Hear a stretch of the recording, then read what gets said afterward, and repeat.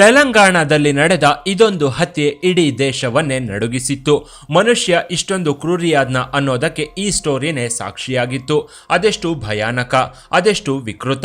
ನರರೂಪದ ರಾಕ್ಷಸನೊಬ್ಬ ಮಾಡಿರುವ ಘನಘೋರ ಕೃತ್ಯದ ಬಗ್ಗೆ ಹೇಳ್ತಿದ್ರೆ ಪೊಲೀಸರ ಕೈಯಲ್ಲಿ ಸಹ ರೋಮಗಳು ಎದ್ದು ನಿಲ್ತಿದ್ವು. ಯಾಕಂದ್ರೆ ಈ ಕೇಸ್ನ ಕೊಲೆಗಾರ ಅಷ್ಟೊಂದು ಭಯಾನಕವಾಗಿ ಹತ್ಯೆ ಮಾಡಿದ್ದ.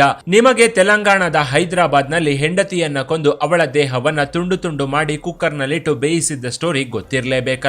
ಅಷ್ಟಕ್ಕೂ ಈ ನೀಚ ಹೆಂಡತಿಯನ್ನ ಕೊಂದಿದ್ದೇಕೆ? ಅವಳ ಕೋಮಲ ದೇಹವನ್ನ ತುಂಡು ತುಂಡು ಮಾಡಿ ಕೈಮಾ ಮಾಡೋಕು ಸಿಗದಂತೆ ಮಾಡಿದ್ದಾದ್ರೂ ಯಾಕೆ ಅನ್ನೋ ಕಂಪ್ಲೀಟ್ ಸ್ಟೋರಿನ ಈ ವಿಡಿಯೋದಲ್ಲಿ ಹೇಳ್ತೀವಿ ನೋಡಿ. ಇದು ಸೇಮ್ ಟು ಸೇಮ್ ಶಾಕಾಹಾರಿ ಸಿನಿಮಾ ಸ್ಟೈಲಲ್ಲೇ ನಡೆದಿರೋ ಕೊಲೆ, ಆದರೆ ಅದಕ್ಕಿಂತ ಭಯಾನಕ, ಅದಕ್ಕಿಂತ ಘನಘೋರ.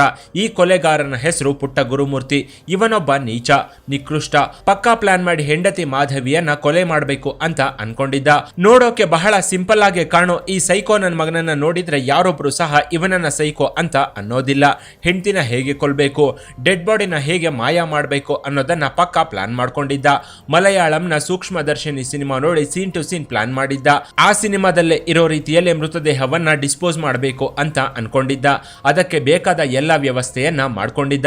ಮಟನ್ ಕಟ್ ಮಾಡೋ ಮಚ್ಚು, ಮೃತದೇಹವನ್ನು ಸುಡೋದಕ್ಕೆ ದೊಡ್ಡ ಸ್ಟವ್, ರಕ್ತದ ಕಲೆಗಳನ್ನ ಕ್ಲೀನ್ ಮಾಡೋದಕ್ಕೆ ಬೇಕಾದ ಕೆಮಿಕಲ್ಸ್ ಎಲ್ಲವನ್ನ ರೆಡಿ ಮಾಡಿಟ್ಕೊಂಡಿದ್ದ. ಗುರುಮೂರ್ತಿ ಒಬ್ಬ ಮಾಜಿ ಸೈನಿಕ, ವಾಲಂಟರಿ ರಿಟೈರ್ಮೆಂಟ್ ಕೊಟ್ಟು ಬಂದಿದ್ದ. ಸದ್ಯ DRDOದಲ್ಲಿ ಸೆಕ್ಯೂರಿಟಿ ಗಾರ್ಡ್ ಆಗಿ ಕೆಲಸ ಮಾಡ್ತಿದ್ದ. ತೆಲಂಗಾಣದ ಜಲ್ಲಾಲಗೂಡದಲ್ಲಿ ಪತ್ನಿ ವೆಂಕಟಮಾಧವಿ ಇಬ್ರು ಮಕ್ಕಳ ಜೊತೆ ಸಂಸಾರ ಮಾಡ್ತಿದ್ದ. ಒಂದು ಹೆಣ್ಣು ಒಂದು ಗಂಡು, ಮುದ್ದಾದ ಕುಟುಂಬ. ಆದ್ರೆ ಇವನೊಬ್ಬ ಮಾತ್ರ ಮಾಸ್ಟರ್ ಪೀಸ್ ಕ್ರಿಮಿನಲ್ ಆಗಿದ್ದ. ಈ ಪುಣ್ಯಾತ್ಮನಿಗೆ ಹೆಂಡತಿ ಅಂದ್ರೆ ಅದೇನ್ ಅಸಹ್ಯನೋ ಗೊತ್ತಿಲ್ಲ. ಮನೆಯಲ್ಲಿ ಸಣ್ಣ ಸಣ್ಣ ವಿಷಯಕ್ಕೂ ಗಲಾಟೆ ಮಾಡ್ತಿದ್ದ. ಪತ್ನಿಯನ್ನ ಥಳಿಸಿ ಹಿಂಸೆ ಕೊಡ್ತಿದ್ದ. ಅನುಮಾನದ ಭೂತ ಇವನ ತಲೆಯಲ್ಲಿ ಗಣಿಗಾರಿಕೆ ಮಾಡ್ತಿತ್ತು. ಹೆಂಡತಿ ಕೂತ್ರು ತಪ್ಪು, ನಿಂತರು ತಪ್ಪು, ಅನುಮಾನದಿಂದಲೇ ನೋಡ್ತಿದ್ದ. ಹೆಂಡತಿ ರಾತ್ರಿ ಇವನ ಜೊತೆ ಮೈ ಹಂಚ್ಕೊಂಡು ಮಲಗಿ ಬೆಳಗ್ಗೆ ಬೆತ್ತಲಾಗಿ ಎದ್ರು ಎಲ್ಲಾದ್ರೂ ಹೋಗಿ ಬಂದ್ಲ ಅಂತ ಅನುಮಾನದಿಂದಲೇ ನೋಡ್ತಿದ್ದ. ಅಂತ ಹಲಾಲ್ಕೋರನಾಗಿದ್ದ ಈ ಗುರುಮೂರ್ತಿ. ಕಳೆದ ಜನವರಿಯ ಸಂಕ್ರಾಂತಿ ಹಬ್ಬದ ದಿನ ಪತ್ನಿ ಹಾಗೂ ತನ್ನಿಬ್ಬರ ಮಕ್ಕಳನ್ನ ಕರ್ಕೊಂಡು ಸಂಬಂಧಿಕರ ಮನೆಗೆ ಹಬ್ಬಕ್ಕೆಂದು ಹೋಗಿದ್ದ. ಮಕ್ಕಳಿಗೆ ಸ್ಕೂಲ್ಗೆ ರಜೆ ಇದೆ ಅಂತ ಇಬ್ಬರು ಮಕ್ಕಳನ್ನ ಸಂಬಂಧಿಕರ ಮನೆಯಲ್ಲೇ ಬಿಟ್ಟು ಹೆಂಡತಿನ ಮಾತ್ರ ಕರ್ಕೊಂಡು ಮನೆಗೆ ಬಂದಿದ್ದ. ಹಾಗಂತ ಹೆಂಡತಿ ಜೊತೆ ಜಾಲಿಯಾಗಿ ಎಂಜಾಯ್ ಮಾಡೋಕೆ ಇರಬೇಕು ಅಂತ ಅನ್ಕೋಬೇಡಿ. ಅದು ಜನವರಿ 17. ರಾತ್ರಿ ಮನೆಗೆ ಬರುವಷ್ಟರಲ್ಲಿ 10:15 ಅವತ್ತು ಹಾಯಾಗಿ ನಿದ್ರೆಗೆ ಜಾರಿದ ಗುರುಮೂರ್ತಿ ಮಾರನೇ ದಿನ ಪತ್ನಿ ಮಾಧವಿಯ ಕತೆ ಮುಗಿಸ್ಬೇಕು ಅಂತ ಅನ್ಕೊಂಡಿದ್ದ. ಬೆಳಗ್ಗೆ ಏಳ್ತಿದ್ದಂತೆ ಮಾಧವಿ ಜೊತೆ ಸುಖ ಸುಮ್ಮನೆ ಕ್ಯಾತೆ ತೆಗೆದಿದ್ದ. ಮಾಧವಿ ಸಹ ಜೋರು ಬಾಯಲ್ಲಿ ಗಂಡನನ್ನ ಬಾಯಿಗೆ ಬಂದಂತೆ ಬೈದಿದ್ಲು. ಅದೇ ಸಿಟ್ಟಲ್ಲಿ ಪಾಪಿ ಗುರು ಪತ್ನಿಯ ಕುತ್ತಿಗೆ ಹಿಡಿದು ತಲೆಯನ್ನ ಗೋಡೆಗೆ ಗುದ್ದಿದ್ದ. ಅದ್ಯಾವ ಪರಿ ಅಂದ್ರೆ ಇವನು ಗೋಡೆಗೆ ತಲೆ ಗುದ್ದಿಸಿದ ಏಟಿಗೆ ಮಾಧವಿ ಪ್ರಜ್ಞೆ ಕಳ್ಕೊಂಡು ಕೆಳಗೆ ಬಿದ್ದಿದ್ಲು.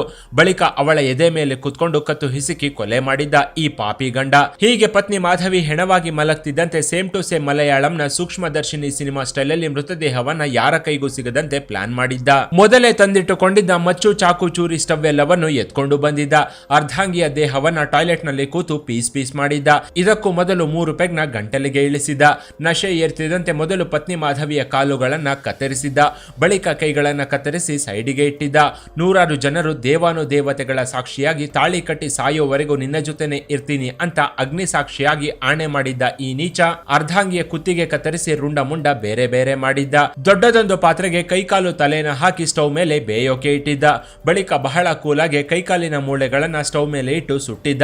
ಮನೆಯಲ್ಲಿ ದೇಹ ಸುಟ್ಟ ಕಮಟು ವಾಸನೆ ಸುತ್ತಿಕೊಳ್ತಿದ್ದಂತೆ ಕಿಟಕಿ ತೆಗೆದು ಫ್ಯಾನ್ ಹಾಕಿ ಹೊಗೆ ಹೊರಗೆ ಹೋಗುವಂತೆ ಮಾಡಿದ್ದ. ಬಳಿಕ ಒನಕೆ ತಗೊಂಡು ಸುಟ್ಟ ಮೂಳೆಗಳನ್ನ ಕುಟ್ಟಿ ಪುಡಿ ಮಾಡಿದ್ದ. ಮೂಳೆಯ ಚೂರುಗಳನ್ನ ಒಂದು ಬ್ಯಾಗ್ಗೆ ಹಾಕೊಂಡು ಹೋಗಿ ಹೈದರಾಬಾದ್ನ ಮೀರ್ಪೇಟ್ ಬಳಿಯ ಕೆರೆಗೆ ಸುರಿದು ಬಂದಿದ್ದ. ಬಳಿಕ ಮೃತದೇಹವನ್ನ ಮಾಂಸ ಕಟ್ ಮಾಡುವಂತೆ ಸಣ್ಣ ಸಣ್ಣ ಪೀಸ್ ಮಾಡಿ ಕುಕ್ಕರ್ನಲ್ಲಿಟ್ಟು ಬೇಯಿಸಿದ್ದ. ಪತ್ನಿಯ ರಕ್ತವನ್ನೆಲ್ಲ ಟಾಯ್ಲೆಟ್ ನಲ್ಲಿ ಸುರಿದು ಫ್ಲಶ್ ಮಾಡಿದ್ದ. ಮನೆಯಲ್ಲೆಲ್ಲ ಕೆಟ್ಟ ವಾಸನೆ ತುಂಬಿಕೊಂಡಿತ್ತು. ಹೀಗಾಗಿ ಲೈಸಾಲ್ ವಾಷಿಂಗ್ ಪೌಡರ್ ಅಂತೆಲ್ಲ ಸುರಿದು ಮನೆನ ಕ್ಲೀನ್ ಮಾಡಿದ್ದ. ಬೆಳಗ್ಗೆ 8 ಗಂಟೆಗೆ ಶುರುವಾದ ಈ ಮಾರಣ ಹೋಮ ಸಂಜೆ 6 ಗಂಟೆವರೆಗೂ ನಡೆದಿತ್ತು. ಹೀಗೆ ಗುರುಮೂರ್ತಿ ಅಂದುಕೊಂಡಂತೆ ಪತ್ನಿಯ ಮೃತದೇಹವನ್ನ ಕಂಪ್ಲೀಟ್ ಆಗಿ ಕರಗಿಸಿದ್ದ.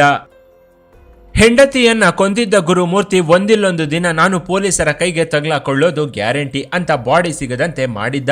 ಬಾಡಿ ಸಿಗದಿದ್ರೆ ನಾನು ಕೊಲೆ ಮಾಡಿದ್ದೀನಿ ಅಂದ್ರೂ ಸಾಕ್ಷ್ಯಾಧಾರಗಳು ಇಲ್ಲದೆ ಹೋದ್ರೆ ನನ್ನನ್ನೇನು ಮಾಡ್ಕೊಳ್ಳೋಕೆ ಆಗೋದಿಲ್ಲ ಅನ್ನೋದನ್ನ ಇವನು ಬಹಳ ಚೆನ್ನಾಗಿ ತಿಳ್ಕೊಂಡಿದ್ದ. ಹೀಗೆ ಪತ್ನಿಯನ್ನ ಕೊಂದು ಕಸಾಯಿ ಖಾನೆ ಕೆಲಸಗಾರನಂತೆ ವರ್ತಿಸಿದ್ದ ನರರೂಪದ ರಾಕ್ಷಸ ತನಗೆ ಏನು ಗೊತ್ತಿಲ್ಲ ಅನ್ನೋ ತರ ಇದ್ದ. 2 ದಿನ ಆದ್ಮೇಲೆ ಹೋಗಿ ತನ್ನ ಮಕ್ಕಳನ್ನ ಮನೆಗೆ ಕರ್ಕೊಂಡು ಬಂದಿದ್ದ. ಮಕ್ಕಳು ಮನೆಗೆ ಬಂದು ಅಮ್ಮ ಎಲ್ಲಿ ಅಂತ ಕೇಳ್ತಿದ್ದಂತೆ ಅಮಾಯಕ ಮಕ್ಕಳಿಗೆ ನಿಮ್ಮಮ್ಮನನ್ನ ನನ್ನ ಜೊತೆ ಕಿತ್ತಾಡ್ಕೊಂಡು ಎಲ್ಲೋ ಮನೆ ಬಿಟ್ಟು ಹೋಗಿದ್ದಾಳೆ ಅಂತ ಸುಳ್ಳು ಹೇಳಿದ್ದ. ಇದನ್ನ ಕೇಳಿ ಮಕ್ಕಳು ಸುಮ್ಮನಾದ್ರೂ ಮಾಧವಿಯ ಪೋಷಕರು ಮಾತ್ರ ನನ್ನ ಮಗಳು ಎಲ್ಲಿ ಅಂತ ಕೇಳಿದ್ರೆ ಅವರಿಗೂ ಅದೇ ಕತೆ ಹೇಳಿದ್ದ. 2 ದಿನ ಮಾಧವಿಯ ಪೋಷಕರು ಅಳಿಯ ಹೇಳಿದ್ದ ನಿಜ ಇರಬೇಕು ಅಂತ ಅನ್ಕೊಂಡಿದ್ದ. ಆದ್ರೆ ಸಣ್ಣದೊಂದು ಅನುಮಾನ ಶುರುವಾಗ್ತಿದ್ದಂತೆ ಪೊಲೀಸ್ ಸ್ಟೇಷನ್ ನಲ್ಲಿ ಮಿಸ್ಸಿಂಗ್ ಕಂಪ್ಲೇಂಟ್ ಕೊಡೋಕೆ ಮಾಧವಿ ಪೋಷಕರು ಮುಂದಾಗಿದ್ರು. ಯಾಕಂದ್ರೆ ಮಾಧವಿಗೆ ಮಕ್ಕಳು ಅಂದ್ರೆ ಪಂಚಪ್ರಾಣ. ಅವರನ್ನ ಕಣ್ಣಲ್ಲಿ ಕಣ್ಣಿಟ್ಟು ನೋಡ್ಕೊಳ್ತಿದ್ಲು. ಮಕ್ಕಳನ್ನ ಬಿಟ್ಟು ಒಂದೇ ಒಂದು ದಿನವೂ ಎತ್ತಿದ್ದೋಳಲ್ಲ. ಈಗ ಮಕ್ಕಳನ್ನ ಬಿಟ್ಟು ಹೋಗಿದ್ದಾಳೆ. ಇದೇ ಅನುಮಾನ ಮಾಧವಿಯ ಪೋಷಕರ ತಲೆಗೆ ಬರ್ತಿದ್ದಂತೆ ಪೊಲೀಸ್ ಸ್ಟೇಷನ್ ನ ಮೆಟ್ಟಿಲೇರಿದ್ರು. ಹೀಗೆ ಇವರು ಮಿಸ್ಸಿಂಗ್ ಕಂಪ್ಲೇಂಟ್ ಕೊಡ್ತೀನಿ ಅಂತಿದ್ದಂತೆ ನಾನು ಬರ್ತೀನಿ ಅಂತ ಜೊತೆಯಲ್ಲೇ ಬಂದು ಮೀರ್ಪೇಟ್ ಪೊಲೀಸ್ ಸ್ಟೇಷನ್ ನಲ್ಲಿ ದೂರು ಕೊಟ್ಟಿದ್ದ. ಪೊಲೀಸರಿಗೆ ಮಣ್ಣು ಮುಕ್ಕಿಸಿ ಕೇಸ್ನ ಅಡ್ಡದಾರಿ ಹಿಡಿಸೋಕೆ ನೋಡಿದ್ದ. ಮಾಧವಿ ಮಿಸ್ಸಿಂಗ್ ಕೇಸ್ ಇನ್ವೆಸ್ಟಿಗೇಷನ್ ಶುರು ಮಾಡಿದ್ದ ಪೊಲೀಸರಿಗೆ ಗಂಡನ ಮೇಲೇನೆ ಅನುಮಾನ ಶುರುವಾಗಿತ್ತು. ಯಾಕಂದ್ರೆ ಗುರುಮನೆ ಹತ್ರ ಇದ್ದ ಸಿಸಿಟಿವಿ ಕ್ಯಾಮೆರಾಗಳು ಕೊಲೆಗೆ ಸಾಕ್ಷಿ ಹೇಳಿದ್ವು. ಗುರುವಾರ ರಾತ್ರಿ ಗಂಡನ ಜೊತೆ ಮನೆಗೆ ಬಂದ ಪತ್ನಿ ಮಾಧವಿ ಬಳಿಕ 3 ದಿನವಾದ್ರೂ ಮನೆಯಿಂದ ಹೊರಗೆ ಬಂದಿರಲಿಲ್ಲ.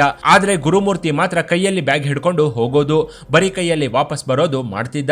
ಅಲ್ಲಿಗೆ ಪೊಲೀಸರಿಗೆ ಸೀನ್ ಅರ್ಥವಾಗಿತ್ತು. ಮಾಧವಿನ ಮನೆಯಲ್ಲೇ ಕೊಂದು ಡೆಡ್ ಬಾಡಿನ ಡಿಸ್ಪೋಸ್ ಮಾಡಿರ್ಬೇಕು ಅನ್ನೋ ಸಂಶಯ ಪೊಲೀಸರಿಗೆ ಕಾಡಿತ್ತು. ಆಗ್ಲೇ ಪೊಲೀಸರು ಗುರುಮೂರ್ತಿನ ಪ್ರಶ್ನೆ ಮಾಡಿದ್ರು.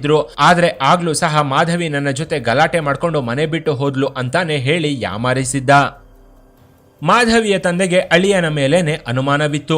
ಪದೇ ಪದೇ ಮಾಧವಿನ ಏನ್ ಮಾಡ್ದೆ ಹೇಳು, ಅವಳು ಮನೆಯಿಂದ ಹೊರಗೆ ಹೋಗಿಲ್ಲ, ನೀನೇ ಏನೋ ಮಾಡಿದ್ದೀಯಾ, ಪರವಾಗಿಲ್ಲ ನನಗೆ ನಿಜ ಹೇಳು ಅಂತ ಪದೇ ಪದೇ ಪೀಡಿಸ್ತಿದ್ದ.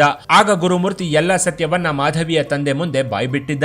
ನಾನೇ ಕೊಂದೆ, ನನ್ನ ಕೈಯಾರೆ ಕೊಂದೆ, ಡೆಡ್ ಬಾಡಿನ ನಾನೇ ಎತ್ಕೊಂಡು ಹೋಗಿ ಕೆರೆಗೆ ಎಸೆದೆ, ಅವಳಿಗೆ ಅಕ್ರಮ ಸಂಬಂಧವಿತ್ತು, ಮತ್ತೊಬ್ಬನ ಜೊತೆ ಮಲಗ್ತಿದ್ಲು ಅಂತೆಲ್ಲ ಕತೆ ಹೇಳಿದ್ದ. ಆದ್ರೆ ಮಾಧವಿ ಅಂತವಳಲ್ಲ. ಮಕ್ಕಳು ಅಂದ್ರೆ ಜೀವ ಬಿಡ್ತಿದ್ಲು. ಗಂಡನ ಜೊತೆ ಕಿತ್ತಾಡ್ಕೊಂಡು ಅವನೇ ತನ್ನ ಸರ್ವಸ್ವ ಅಂತ ಜೀವನ ಮಾಡ್ತಿದ್ಲು ಅನ್ನೋದು ಗುರುಮೂರ್ತಿ ಮಾವನಿಗೂ ಗೊತ್ತಿತ್ತು. ಹೀಗೆ ಅಳಿಯ ಹೇಳಿದ್ದನ್ನೆಲ್ಲ ಕೇಳಿಸಿಕೊಂಡು ಮಾಧವಿಯ ತಂದೆ ಪೊಲೀಸರಿಗೆ ವಿಷಯವನ್ನ ತಿಳಿಸಿದ್ದ. ನನ್ನ ಮಗಳನ್ನ ಅವನೇ ಕೊಂದಿದ್ದಾನೆ, ನನ್ನ ಹತ್ರ ಎಲ್ಲ ಹೇಳ್ಕೊಂಡಿದ್ದಾನೆ ಅಂತ ಮಾಧವಿ ತಂದೆ ಪೊಲೀಸರಿಗೆ ಹೇಳಿದ್ದ. ಇದನ್ನ ಕೇಳ್ತಿದ್ದಂತೆ ಪೊಲೀಸರೇ 1 ಸೆಕೆಂಡ್ ಶಾಕ್ ಆಗಿದ್ರು. ಬಳಿಕ ಗುರುಮೂರ್ತಿನ ಕರ್ಕೊಂಡು ಬಂದು ಸ್ಟೇಷನ್ ನಲ್ಲಿ ಬೆಂಡೆತ್ತಿದ್ರು. ಆರ್ಮಿ ಟ್ರೈನಿಂಗ್ ಪಡ್ಕೊಂಡಿದ್ದ ಬಾಡಿ. ಹೀಗಾಗಿ ಪೊಲೀಸರ ಏಟು ಅವನಿಗೆ ಏನೇನು ಅನಿಸಿರ್ಲಿಲ್ಲ. ಪೊಲೀಸರು ಲಾಠಿ ಮುರಿದೋಗುವಂತೆ ಹೊಡಿತಿದ್ರೆ ಖಾಕಿಗೆ ಸವಾಲು ಹಾಕಿದ್ದ. ಡೆಡ್ ಬಾಡಿನ ಮುನಿಸಿಪಲ್ ಕಸದ ಗಾಡಿಗೆ ಎಸೆದಿದ್ದೆ, ಅವರೇ ಎತ್ಕೊಂಡು ಹೋಗಿದ್ದಾರೆ, ನಿಮ್ ಕೈಲಿ ಆದ್ರೆ ಡೆಡ್ ಬಾಡಿನ ರಿಕವರಿ ಮಾಡ್ಕೊಳ್ಳಿ ನೋಡೋಣ ಅಂತ ಪೊಲೀಸರಿಗೆ ಸವಾಲು ಹಾಕಿದ್ದ. ಪೊಲೀಸರು ಶ್ವಾನದಳದ ಸಹಾಯದಿಂದ 2 ದಿನ ಹುಡುಕಾಟ ನಡೆಸಿದ್ರು. ಮಾಧವಿಯ ಮೃತದೇಹ ಮಾತ್ರ ಸಿಗಲೇ ಇಲ್ಲ. ಕೊನೆಗೆ ಇವನು ಹೇಳ್ತಿರೋದು ಸುಳ್ಳು ಅನ್ನೋ ಕ್ಲಾರಿಟಿ ಪೊಲೀಸರಿಗೆ ಬಂದಿತ್ತು. ಹೀಗೆ ಅನುಮಾನ ಬರ್ತಿದ್ದಂತೆ ಪೊಲೀಸರು ತಮ್ಮ ಟ್ರೀಟ್ಮೆಂಟ್ ನ ಬೇರೆ ಸ್ಟೈಲ್ ಅಲ್ಲಿ ಕೊಡ್ತಿದ್ದಂತೆ ಗುರು ಸತ್ಯವನ್ನ ಬಾಯ್ಬಿಟ್ಟಿದ್ದ.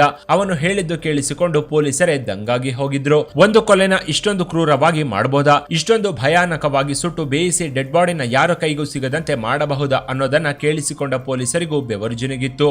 ಹೀಗೆ ಗುರು ನಿಜ ಬಾಯ್ಬಿಡ್ತಿದ್ದಂತೆ ಪೊಲೀಸರು ಒಂದೊಂದೇ ಸಾಕ್ಷ್ಯಾಧಾರಗಳನ್ನ ಕಲೆಕ್ಟ್ ಮಾಡಿದ್ರು. ಹತ್ಯೆಗೆ ಬಳಸಿದ 16 ಸಾಕ್ಷಿಗಳು ಪೊಲೀಸರ ಕೈ ಸೇರಿದ್ವು. ಆದ್ರೆ ಮಾಧವಿಯ ಮೃತದೇಹದ ಒಂದೇ ಒಂದು ಪೀಸ್ ಕೂಡ ಪೊಲೀಸರ ಕೈಗೆ ಸಿಗ್ಲೇ ಇಲ್ಲ. ಪತ್ನಿಯನ್ನ ಇಷ್ಟು ಭಯಾನಕವಾಗಿ ಕೊಂದ್ರು, ಇವನಲ್ಲಿ ಕಿಂಚಿತ್ತು ಪಶ್ಚಾತ್ತಾಪ ಇಲ್ಲದನ್ನ ನೋಡಿ ಪೊಲೀಸರೇ ದಂಗಾಗಿ ಹೋಗಿದ್ರು.